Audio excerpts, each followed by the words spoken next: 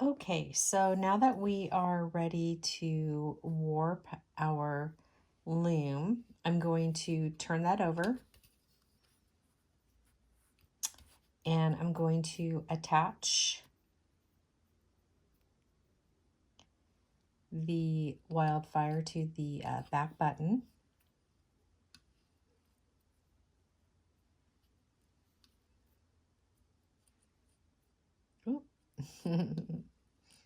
There we go. Awesome.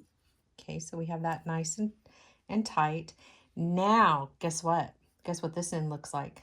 The other end of the wildfire I've already put onto the jewel loom needle. Okay, so I'm going to turn this around. I'm going to let that fall into one of the grooves, set it down, and then I'm going to pick up one of the boomerangs here. And the boomerang, so just so you can get an idea of positioning, the baby jewel loom is in front of me. Okay, so as I'm pointing down, this is my tummy area. This is my left hand with the boomerang. This is my right hand. Okay, so I have the boomerang in my hand, and the boomerang has two holes. And the top of the triangle part right here is facing away from me. I'm going to take the needle and I'm going to insert the needle and thread into the right hole, okay? Then I'm going to take an 8/0, let's see if I can scooch these up, a fire polish, and another 8/0, and then I'm going to go on the right side of the next triangle bead, okay? And I'm going to lay that down for a hot minute there as I bring in two more 8/0s. So there we go. They must have rolled away as I was getting ready here. Okay, so we've got the boomerang triangle, an 8/0, a fire polish, which is I believe that these are 4mm or 6mm. I'll have to measure those. I believe they're 6mm. And another 8/0. And then I went through the next triangle bead. Okay, I'm going to let that fall. And of course, this is one of those kind of fun, wonky steps. So I've got these hanging on the loom, and I'm going to put my needle down, okay? And I'm going to grab the thread nice and taut.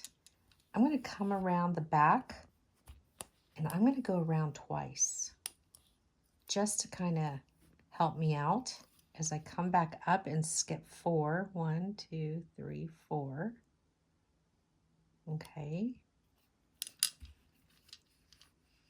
And then I'm holding the thread with my thumb. And this might take a little practice, so don't be so hard on yourself, okay? Let's bring this back down. We can always make that first warp a little more taut if we lose it. So I'm coming through the triangle bead. I'm going to slide on.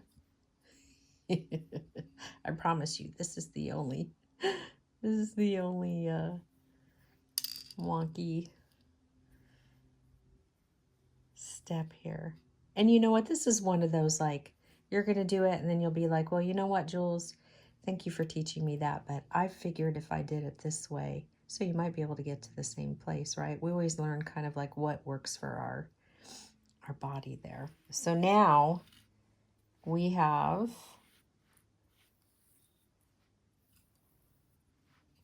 the center to our ring.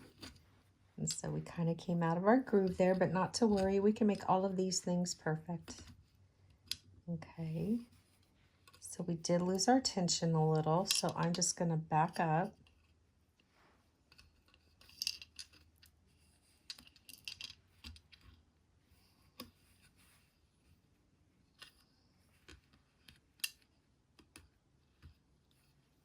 So don't worry, it's just one of those little steps there.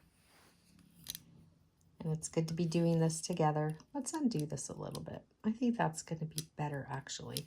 So let's take back going around twice until we have a little bit more stableness here. There we go. Awesome. I know you love when I do, when I have something new, but it's, you know, one of those fun projects to demonstrate and you want everybody to learn it, but it's just a little crazy in the beginning, but that's okay. Okay, so I want to do that again, but we're already 6 minutes into this segment. So you know what? Digest this and let's do it again, but let's come back in another video so that this one doesn't go too long. So I'm going to do it again for you, okay? I'll see you right back.